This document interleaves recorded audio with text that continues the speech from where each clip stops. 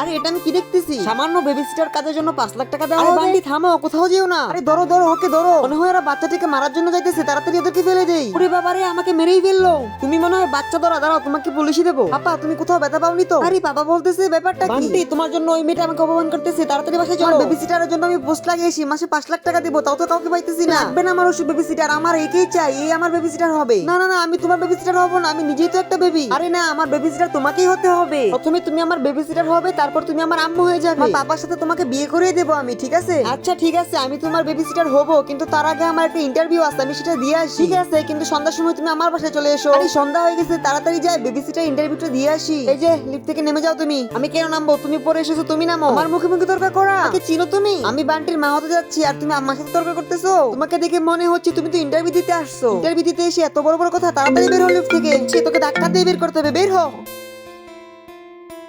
Hello Bunty, বলো। আরে আমি বান্টি না, আমি বান্টির পাপা। তুমি তাড়াতাড়ি বাসায় আসো। কেন, কি হয়েছে?